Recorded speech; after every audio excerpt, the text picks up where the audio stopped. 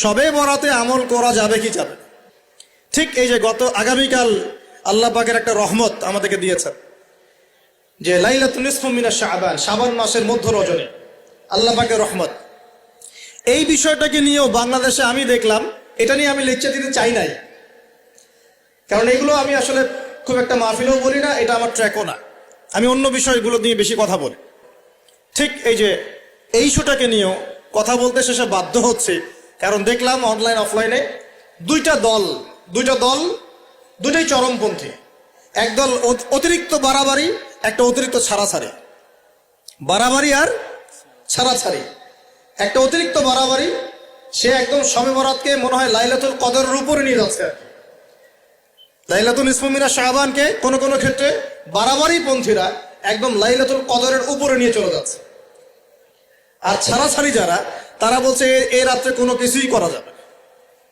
দুইটাই চরমপন্থী, বুঝতে পারছেন না মনে হয় কথা। একদল এটাকে নিয়ে এত বেশি বাড়াবাড়ি করছে যে এটাকে একদম লাইলাতুল কদরের উপরে নিয়ে চলে যাচ্ছে। আরেক দল দেখা যাচ্ছে এটাকে এমন ভাবে পরিত্যাগ করছে না, এতে কিছুই করা যাবে না, একদম কোনো ফজিলতি নাই। এখন আসলে মধ্যম পন্থা কি?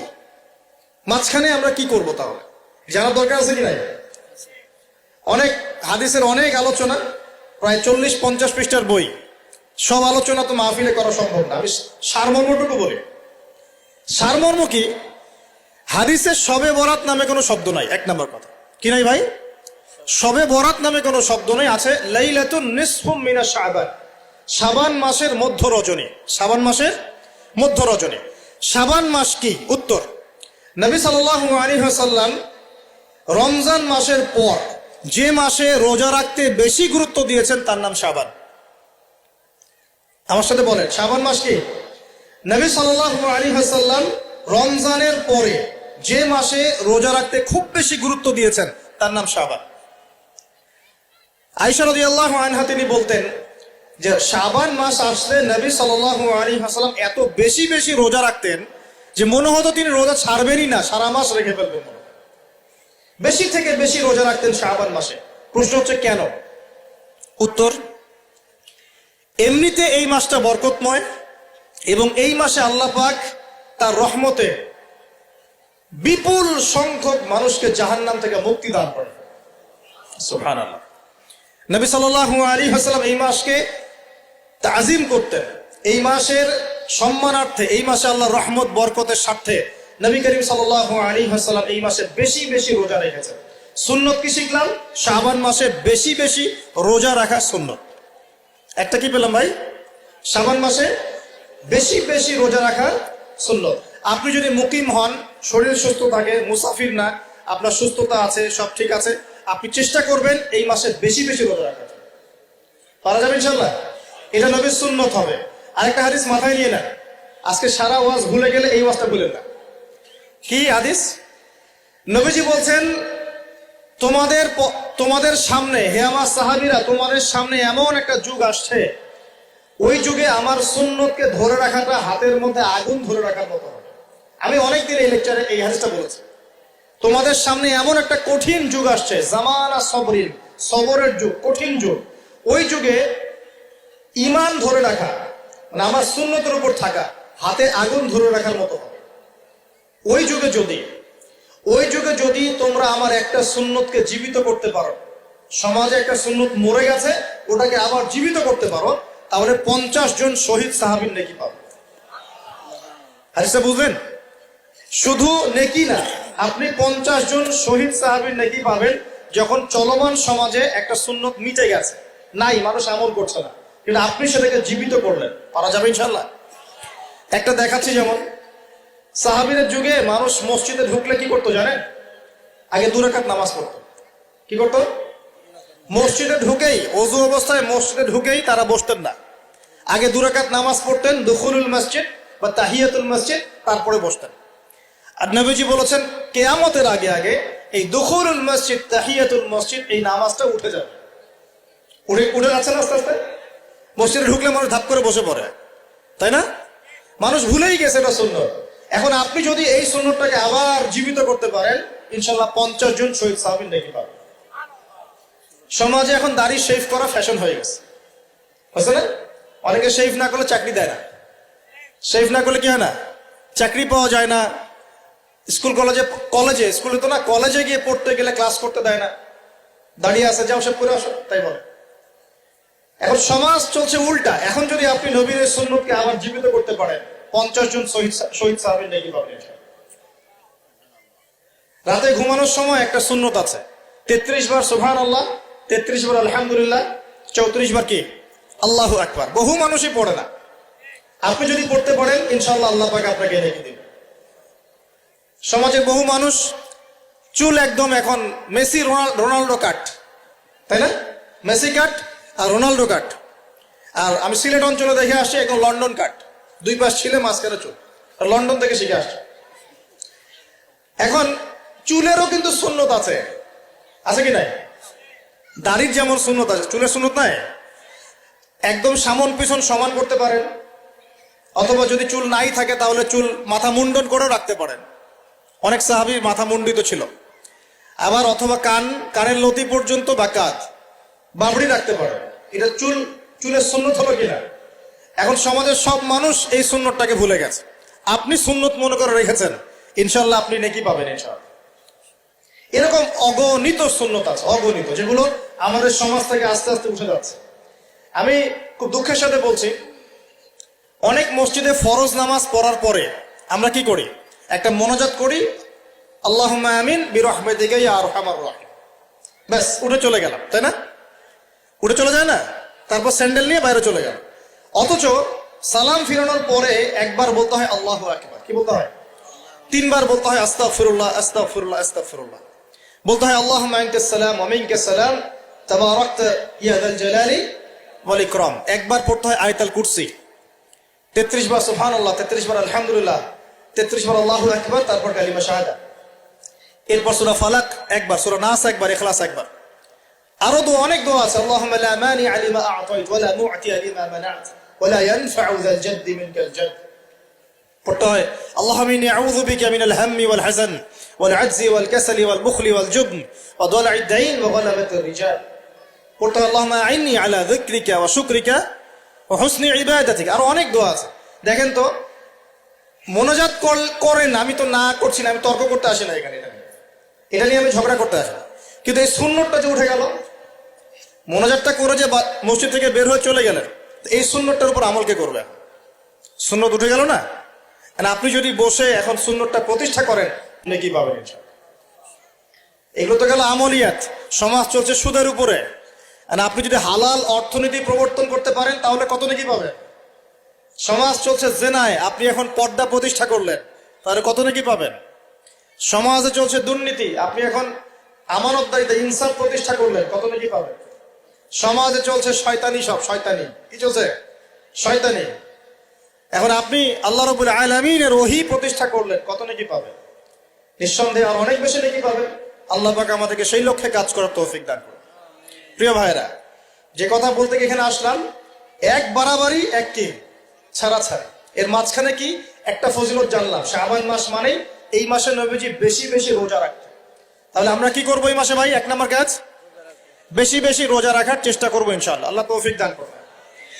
এবার আরেকটা পয়েন্ট বলি, সামনে রমাদান মাস। রমজান মাস আসলে আমরা মাশাআল্লাহ পরিপূর্ণ মুসলিম হওয়ার চেষ্টা করি, কিন্তু সারা বছর এটা ধরে রাখতে পারি না। রমজান মাসে যে নামাজ পড়ে না সেও মসজিদে যায়। দেখা যায় যে জুমার নামাজও পড়ে না, ও তারাবির নামাজ পড়তে যায়, যায় কিনা? ওই দিন গিয়ে বলে এসি দেন, ইমাম সাহেব এসি অন করেন, তাই না? সারা বছর তো আসে নাই। ওই দিন গিয়ে ইমাম সাহেব এসি বন্ধ কেন? এই মুয়াজ্জিন সাহেব ফ্যান দেন। তখন ওখানে গিয়ে মানে কি বলবো, হ্যাঁ মাতব্বরি করে আর কি। যাক, তারপরেও যে মসজিদে আসছে, আমরা দোয়া করি আল্লাহ হেদায়েত দান করুন। আমরা তো কাউকে পিছনে ফিরাই দিব না, দিব? এখন রমজান মাস আসলে আমরা মাশাআল্লাহ রোজা রাখি, মানুষকে ইফতার করাই, দান সদকা করি, আমরা যাকাত দেই, তারাবি পড়ি, কোরআন তেলাওয়াত করি, আমরা মাশাআল্লাহ অনেক আমল করি। এই আমলগুলো কি একবারে ধাপাস করে ধরে ফেলা সম্ভব না? একটা আস্তে আস্তে ট্রেনিং প্রসেস লাগে। একটা ফ্যান চালু করলে ফ্যানটা কি শুরুতেই ধাপাস করে ঘুরতে শুরু করবে, নাকি আস্তে স্লোলি স্লোলি সে মোমেন্টাম ধরবে? কোনটা? আস্তে আস্তে সে গতি পাবে না, ধীরে ধীরে গতি পাবে। ঠিক শাবান মাসে এত বেশি রোজা রাখা, ইবাদত করার অর্থ কি? যাতে রমজান মাসে আপনি পরিপূর্ণ ইবাদত করতে পারেন। বুঝতে পারছেন কথা? রমজানে গিয়ে তো শুরুতেই সব ইবাদত ধরে ফেলা সম্ভব হবে না। মনে করেন আগামীকাল পহেলা রমজান, আজকে থেকে আপনি সব ইবাদত একসাথে করতে পারবেন? তখন কি আপনি বেগ পেতে হবে। কিন্তু একটা মাস আগে থেকে যদি ট্রেনিং নেন, ইনশাআল্লাহ রমজান মাসে ইজি হয়ে যাবে। এটা একটা কারণ নবী সাল্লাল্লাহু আলাইহি ওয়াসাল্লাম শাবান মাসে বেশি বেশি রোজা রাখতেন, আমল করতেন। আল্লাহ পাক আমাদের সবাইকে শাবান মাসে বেশি বেশি আমল করার তৌফিক দান করুন, যাতে রমজান মাসে গিয়ে আমরা সুবিধা পাই, রমজান মাসের হকটা আদায় করতে পারি। এবার এই মাসে নবী সাল্লাল্লাহু আলাইহি ওয়াসাল্লাম কি বলেছেন একটা হাদিস থেকে আগে বুঝি। এই হাদিসটা সহ অনেক হাদিসে এই একই রকম কথা এসেছে এবং এই হাদিসটা বিশুদ্ধ। এটাকে অস্বীকার করলে হাদিস অস্বীকারী হয়ে যাবে। বাড়াবাড়ি গ্রুপ, ছাড়াছাড়ি গ্রুপ, উভয়ের জন্যই নসিহত। নবী সাল্লাল্লাহু আলাইহি ওয়াসাল্লাম বলেছেন, ইন্নাল্লাহ তাআলা, নিশ্চয় আল্লাহ রাব্বুল আলামিন, লা ইয়াত্তালিউ ফি লাইলাতিন নিসফি মিন শাবান, শাবান মাসের মধ্য রজনীতে আল্লাহ রাব্বুল আলামিন তার রহমতের দৃষ্টি প্রশস্ত করেন। সুবহানাল্লাহ। আল্লাহ পাক শবে বরাত মানে আমরা যেটা বুঝি প্রচলিত অর্থে, লাইলাতুন নিসফি মিন শাবান, শাবান মাসের মধ্য রজনী, যে 15 শাবানের এই যে রজনী, এই রাতে আল্লাহ রাব্বুল আলামিন তার সৃষ্টির দিকে তার রহমতের দৃষ্টিটা প্রশস্ত করে দেখেন, প্রশস্ত করেন। এবং ওয়াগফিরু লিজামিই খালকিহি, আল্লাহ পাক তার সমস্ত সৃষ্টিকে মাফ করে দেন। আল্লাহ পাক কি করেন? তার সমস্ত সৃষ্টিকে কি করেন? মাফ করে দেন। কথাটা ভালো করে বোঝেন। আল্লাহ পাক তার সমস্ত সৃষ্টিকে মাফ করে দেন, ইল্লা, তাদেরকে ব্যতীত। এক, ইল্লা লিমুশরিকিন, এক নাম্বার যে ব্যক্তি মুশরিক, যে শিরক করে আল্লাহর সাথে, যে আল্লাহর সাথে শিরক করে। আর দুই, মুশাহিনিন, যে ব্যক্তি অন্তরে মানুষের সাথে বিদ্বেষ পোষণ করে, হিংসা বিদ্বেষ মনে আছে এরকম ব্যক্তি, এবং মনের মধ্যে শিরক আছে, শিরকি আকীদা, মুশরিক, এই দুই শ্রেণীর মানুষ ছাড়া আল্লাহ পাক সমস্ত মানুষকে মাফ করে দেন। সুবহানাল্লাহ। তাহলে এই রাতের ফজিলত প্রমাণ হলো কিনা? রাতের ফজিলতটা প্রমাণ হলো কিনা? আচ্ছা, এখন এর ব্যাকআপ আরো অনেকগুলো হাদিস আছে। ওই সবগুলো হাদিসকে একত্রিত করলে এমনই কনক্লুশন আসে। এছাড়াও আরো কিছু দুর্বল হাদিস আছে, এগুলো দুর্বল, সনদগতভাবে অন্যান্যভাবে দুর্বল। ওখানে আরো কিছু পয়েন্ট পাওয়া যায় যে আর কাকে কাকে আল্লাহ পাক মাফ করেন না। সবাইকে তো মাফ করেন, আর কাকে কাকে করেন না। এই হাদিসে দুটো পেয়েছি, এটা একদম অকাট্য। এটা হলো মুশরিক, আল্লাহ পাক মাফ করেন না। দুই, যে অন্তরে হিংসা বিদ্বেষ পোষণ করে, হিংসা বিদ্বেষ আছে, এদেরকে আল্লাহ মাফ করেন না। আরো কিছু দুর্বল বর্ণনা থেকে পাওয়া যায়, এটা দুর্বল বর্ণনা, কিন্তু জেনে রাখতে তো সমস্যা নাই। সমস্যা আছে? আর পাপ তো পাপী, দুর্বল হাদিসে আসুক আর কঠিন হাদিসে আসুক, পাপ তো পাপী নাকি? পাপ ছাড়তে কোনো সমস্যা আছে? তো তৃতীয় এক শ্রেণীর নাম পাওয়া যায়, যারা হচ্ছে আত্মহননকারী, নিজেরা নিজেদেরকে আত্মহত্যা করেছে, এদেরকে আল্লাহ মাফ করে। আত্মহনন বোঝেন কিনা? আত্মহত্যা যারা করে, আত্মহনন, এটা একটা শ্রেণী পাওয়া যায়। 4 নম্বর একটা পাওয়া যায় আত্মীয়তার সম্পর্ক ছিন্নকারী, আত্মীয়তার সম্পর্ক ছিন্নকারী। 5 নম্বর একটা পাওয়া যায়, সেটা হলো মাদক দ্রব্য সেবনকারী। মাদক দ্রব্য সেবনকারী, যুবকরা খুব ভালো করে শোনায়, মাদক দ্রব্য সেবনকারী আল্লাহ সবাইকে মাফ করেন, মাফ করছে না। আরেকটা পাওয়া যায়, সেটা হলো যারা জেনার পাপে লিপ্ত আছে। কিসের পাপে ভাই? জেনার পাপ। এরকম আর কিছু ব্যাকআপ পাওয়া যায়, কিন্তু এগুলোর বর্ণনা দুর্বল। বর্ণনা কি? দুর্বল, কিন্তু পাপ তো পাপই নাকি? এই পাপগুলো তো পাপ, এই পাপগুলো করলে কি আল্লাহ খুশি হন? অকাট্য সহি থেকে পাওয়া যায় এই দুইটা, মুশরিক এবং মুশাহিদ, যারা শিরক করে, অন্তরে বিদ্বেষ পোষণ করে, আল্লাহ পাক এদেরকে মাফ করেন। এখন আগে জানি শিরক থেকে কিভাবে বাঁচবো, শিরক কি এবং কেন, তারপরে জানবো হিংসা বিদ্বেষ, তারপরে আমরা যাব এই রাত্রে আমরা কি করতে পারি। মনে রাখবেন, আমল করতে হবে 3টা বিষয় খেয়াল রেখে। কয়টা বিষয় ভাই? আমল করতে হবে 3টা বিষয় খেয়াল রেখে। এক, আমল করতে হবে একমাত্র আল্লাহ পাকের সন্তুষ্টির জন্য। 1 নম্বর কি বলেন? এক আল্লাহর সন্তুষ্টির জন্য, কারো সন্তুষ্টির জন্য না, কারো জন্য না, শুধু কার জন্য? দলিল হচ্ছে ইন্নাস সালাতি ওয়া নুসুকি ওয়া মাহইয়ায়া ওয়া মামাতি লিল্লাহি রাব্বিল আলামিন ফাসাল্লি লিরাব্বিকা ওয়ানহার। দুই, আমল হতে হবে একমাত্র নবী সাল্লাল্লাহু আলাইহি ওয়াসাল্লামের সুন্নত মোতাবেক। কার সুন্নত মোতাবেক? নবী এবং সাহাবীদের সুন্নতের সাথে মেলে না, সেই আমল করা যাবে না। নবী এবং সাহাবীদের সুন্নতের সাথে মেলে না, সেই আমল করা যাবে না। তিন নাম, আমলটা যত সুন্দরী মনে হোক, আমলটা যত সুন্দরী মনে হোক আর যত মানুষই করুক, যত মজাদার মনে হোক না কেন, নবী করেন নাই, সাহাবীদের থেকে প্রমাণ নাই, আমল করব না। করলে বেদাত হয়ে যাবে। কি হবে? বেদাত হয়ে যাবে। আর তিন নাম্বার হচ্ছে, আমলগুলো করার আগে অবশ্যই আপনার রিজিকটাকে হালাল করতে হবে। কি করতে হবে ভাই? ব্যাস, এই তিনটা শর্ত পূরণ করে আমল করলে ইনশাআল্লাহ তাআলা আমরা জান্নাতে যাবো ইনশাআল্লাহ। আমরা আশাবাদী আল্লাহ পাক আমাদেরকে জান্নাত দিবেন ইনশাআল্লাহ। আল্লাহ পাক এক রাতে রহম করে সমস্ত মাখলুক সৃষ্টিকে মাফ করে দিচ্ছেন, শুধু শিরক এবং হিংসা বিদ্বেষ পোষণকারীকে মাফ করছেন না। বুঝতে হবে এই পাপ দুটো কত কঠিন। এবার আসেন, প্রথমে একটু শিরক নিয়ে কথা বলি, তারপরে মুশাহিন নিয়ে কথা বলি। ধৈর্য ধরবেন তো নাকি? দেরি হচ্ছে? সবর করেন। এখন প্রথমে জানি শিরক কি এবং কেন। শিরক হচ্ছে এমন একটা পাপ, যেই পাপ আমল নামায় থাকলে পরে বিনা তওবায় যদি সেই ব্যক্তি মারা যায়, আল্লাহ পাক তাকে মাফ করবেন না। ভালো করে শোনেন, শিরক এমন একটা পাপ, যে পাপ যদি আমল নামায় থেকে যায়, বিনা তওবায় সে মারা যায়, শিরকের পাপ নিয়ে আল্লাহর সামনে দাঁড়ায়, আল্লাহ তাকে মাফ করবেন না। দলিল সূরা নিসা, আল্লাহ পাক বলছেন, ইন্নাল্লাহা লা ইয়াগফিরু আন ইউশরাকা বিহি ওয়া ইয়াগফিরু মা দুনা যালিকা লিমান ইয়াশা। আল্লাহ পাক তার সাথে শিরকের গুনাহ মাফ করবেন না, এছাড়া যে কোনো গুনাহ যাকে ইচ্ছা মাফ করবেন। বুঝাচ্ছি, মনে করেন একজন ব্যক্তি জেনা করেছে, কথার কথা নাউযুবিল্লাহ, একজন ব্যক্তি জেনা করেছে বা মিথ্যা কথা বলেছে বা ধরেন মদ খেয়েছে ইত্যাদি। এখন সে তওবা করলে তো মাফ পেতই, তওবা করলে মাফ হতো না? তওবা করলে মাফ তো পেতই। মনে করেন তওবা না করেই মারা গেছে, আল্লাহ পাক চাইলে কিয়ামতের মাঠে এই পাপও বিনা তওবাতেই মাফ করতে পারে। কথা বুঝতে পারছেন? বুঝতে পারছেন না মনে হয়। মনে করেন একজন ব্যক্তি মদ খেয়েছে, জেনা করেছে ইত্যাদি, সে তওবা করার ফুরসত পায় নাই, বিনা তওবায় মারা গেছে। আল্লাহ পাক চাইলে কিয়ামতের মাঠে তওবা না করা সত্ত্বেও আল্লাহ পাক তাকে মাফ করতে পারে। কিন্তু একজন ব্যক্তি শিরকের পাপ করেছে, তওবা না করে মারা গেছে, আল্লাহ পাক কিয়ামতের মাঠে শিরকের পাপ মাফ করবে। আমি কি বুঝতে পারছি? অন্য পাপের কারণে আল্লাহ রাব্বুল আলামিন শাস্তি দিয়ে হোক, কোনো একটা ভাবে হোক, নবীর সুপারিশের মাধ্যমে হোক, তাকে জাহান্নামে গেলেও সেখান থেকে বের করে জান্নাতে দিবেন ইনশাআল্লাহ। কিন্তু শিরকের পাপ যার আমলনামায় থাকবে, তার উপর জান্নাতকে হারাম করে দেওয়া হয়েছে। বলেন নাউযুবিল্লাহ। সূরা মাইদায় দলিল আছে, শিরকের পাপ যার আমলনামায় আছে তার জন্য জান্নাতকে হারাম করে দেওয়া হয়েছে। শিরক মানে অংশীদার সাব্যস্ত করা, আল্লাহ পাকের সাথে কাউকে সমকক্ষ করা। শিরক কত প্রকার হয়? উত্তর 3 প্রকার। কয় প্রকার ভাই? বিশ্বাসে শিরক হয়, মানে আকীদায় শিরক হয়। আমলে শিরক হয়, মানে কাজে শিরক হয়। কথা বা লিসানে শিরক হয়। মনে থাকবে? 1 নাম্বার কিসে শিরক হয়?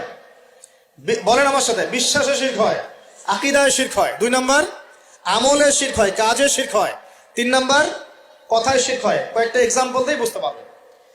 একজন ব্যক্তি মনে করেন বিশ্বাস করে যে আল্লাহ বলতে কেউ নাই, কি হবে এটা? বলেন শিরক। একজন ব্যক্তি মনে করেন বিশ্বাস করে যে আল্লাহ আছে, আরো ইলাহ আছে, তাহলে কি হবে?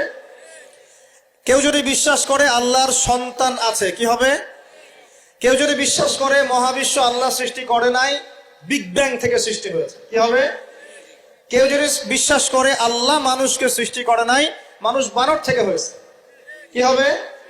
আচ্ছা, বিশ্বাসগত শিরক। কেউ যদি মনে করে আল্লাহ ছাড়া অমুকে আমার সন্তান দিতে পারে, কি হবে? কেউ যদি বিশ্বাস করে যে আল্লাহকে পাওয়ার জন্য আমাকে মাধ্যম ওসিলা পূজা করতে হবে, তাহলে কি হবে? কেউ যদি চন্দ্র, সূর্য, গ্রহ, নক্ষত্র, গাছপালা, মূর্তি এসবে পূজা করে, কি হবে? এগুলো বিশ্বাসগত শিরক। কেমন শিরক ভাই? বিশ্বাসগত।